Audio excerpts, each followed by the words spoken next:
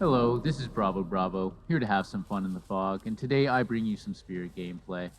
Now, Spirit isn't a killer I really play that often.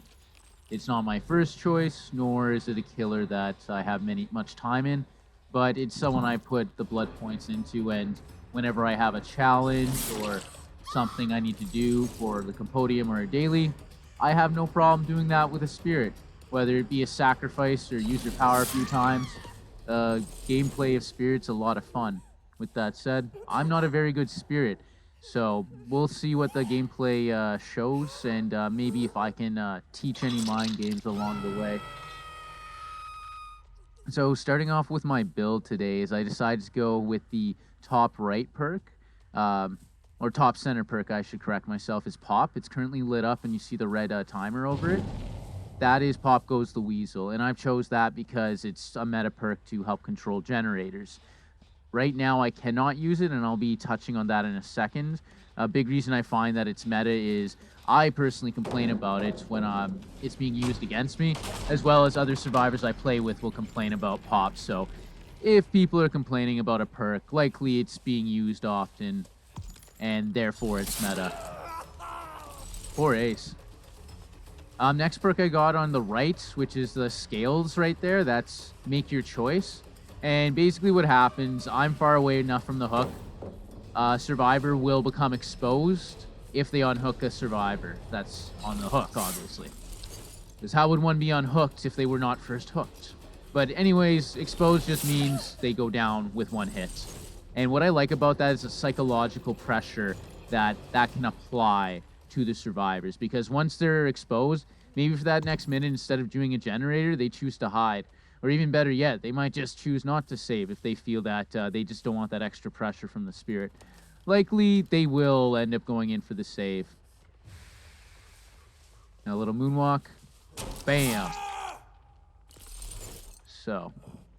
And then I end up going Hex Ruin, which is the bottom perk there.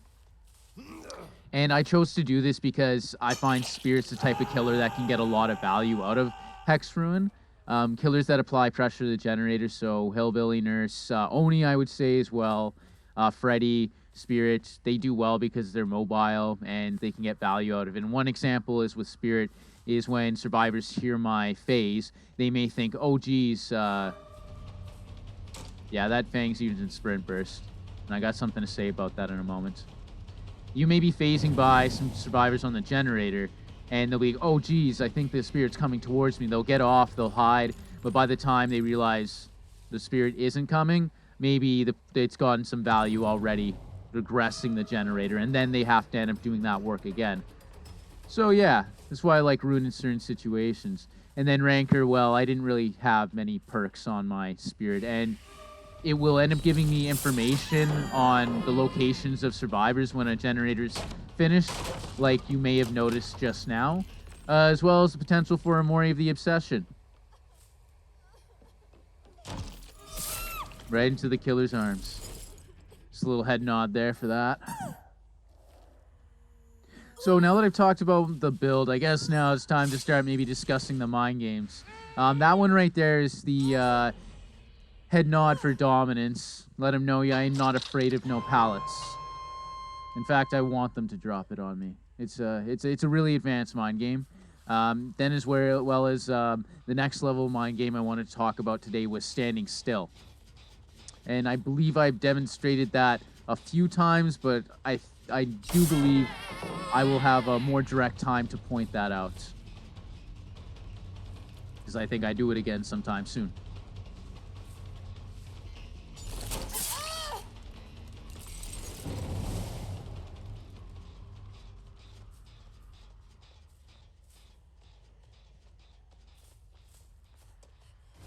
Yeah, this Claudia was just kind of acting funny. So she was one of the better ranked survivors at rank 4, but she just really didn't feel like she was running like a red rank survivor, which was kind of odd, but so it goes. And of course, there you have it. I talk about this Claudette's game, and then she just bamboozles me twice. And then that happens. DBD is a game full of shenanigans. All right, yeah, one comment I want to make about this map is I love the basement location. Someplace nice and central, and right now I'm getting a really good use out of its location. So yes, I quite like this map as a killer. I also like it a lot as a survivor, but basement for killer equals good.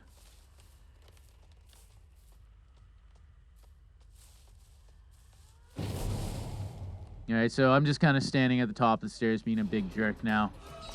Yes, figured since I was nearby and I knew they unhooked, I'd take the hit. Nace Visconti kindly donates me the pallet, and I will happily make that trade. God pallet for a little bit of distance for you. No problem, man. I'm down for that. Don't matter, I'm Spirit. Caught you anyways.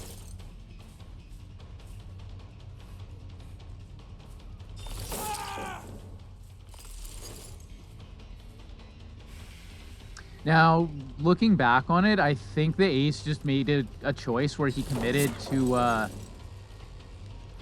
he chose to commit to dropping the pallet that direction, so I call that a 50-50 mind game. So I guess I got lucky. In some regards.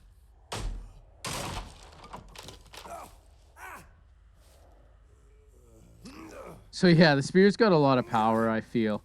Because I'm not that great a killer, but it almost seems to feel that the way survivors react to spirits is what allows her to be strong sometimes. Ah, just off.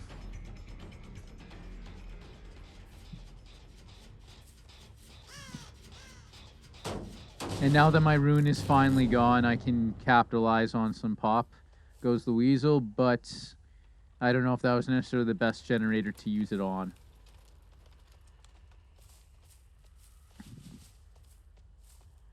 Anyways, I just like to use pop when I have it. I'm not as strategic unless I know survivors are working one particular generator, then I might hold.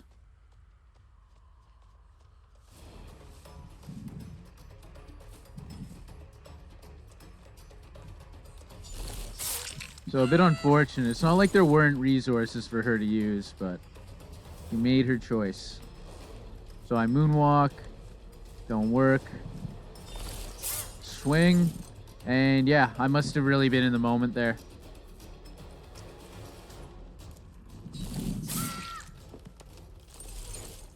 Not too shabby, but if she ran another way, if she was a little bit more calm and waited at the corners, I think she would have had the better of me for sure.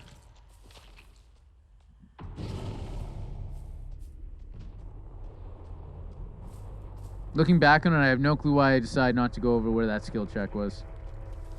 I think maybe I wanted to give up that generator because the other 4 were close enough, and it was like, do I need to go over there?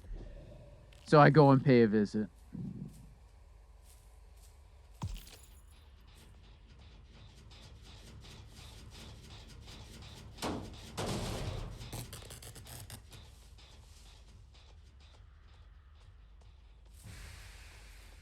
And here we are. So with that Fang, what I did there is I knew she had sprint burst from earlier. She'd been basically pulling the same trick the whole time. Wait for me to get close, and then use her sprint burst to create distance. So I spent the time to get to her, and then there's that extra distance that she creates. And how I deal with that, with sprint burst, just that. I bait it out, make them use it, then they're easier to either catch up with later, they have one less resource, so they have to play more cautiously, and so on. You can also do this with balanced landing if you notice a survivor is edging to the side of a 2-story or a mountain just to my left over there.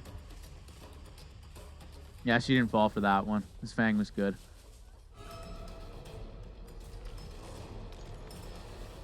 Oh, this is the old stand still trick. Ah, it didn't work.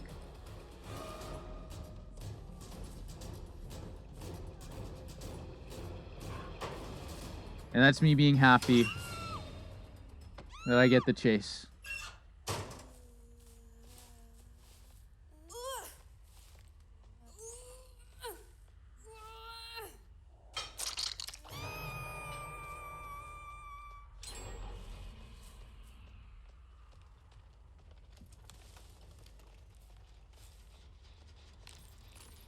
Okay, so with my ranker, I did know that someone was nearby to get the save, but I'm of the philosophy, it's like, if you really want to protect the hook as an objective, totally understandable. That's a very intelligent decision to make because the objective becomes the survivor. So at least 2 people will be occupied by that objective in theory. However, I'm in a really good spot right now, so just let him reset.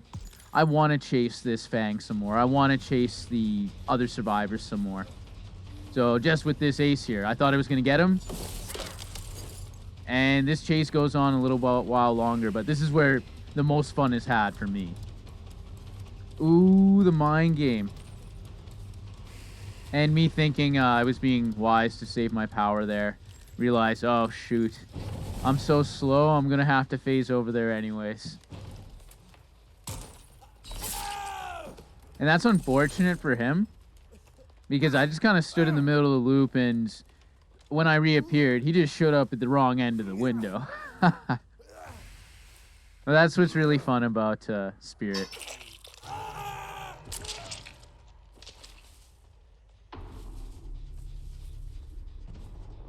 And then I just caught a glimpse of the Nia.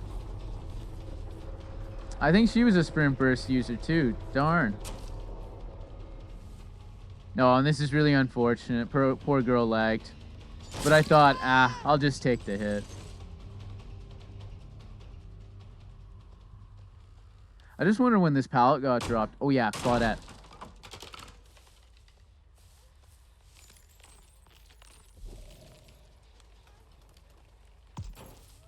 Nice vault.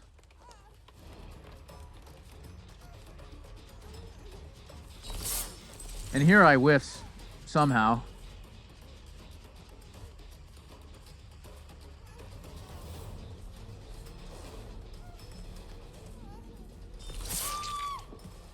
All right, and really that's the end of the game. From here on out, all that I really did was chase these 2 survivors as much as I could.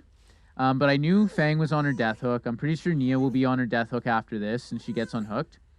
But I'm not really all that interested in killing them at this point. I've gotten a ton of points, as you can see. I'm surely to Pip, so just kind of having some fun. So I'm going to find one more chase, and then we'll be wrapping things up here. So we'll be right back. Okay, so we're back. I was just chasing the Nia, who I must have injured. And then I come to this generator to apply some pressure, because why not? And I find myself a Fang Ming. So let the games begin again.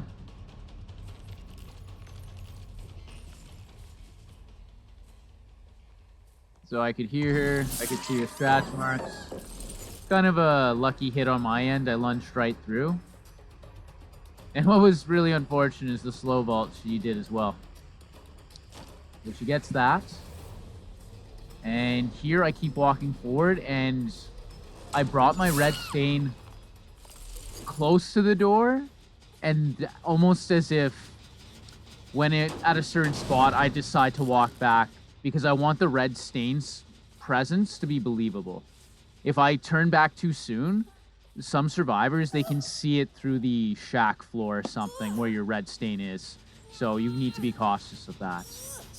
So this is the point where I am encouraging the survivors to now do the objectives and get out while they still can. So there's one more thing I want to show, which is just the after game screen.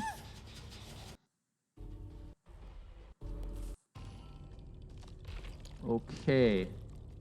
And as you can see, my current rank is 8. Woohoo. Deece killer, but not great.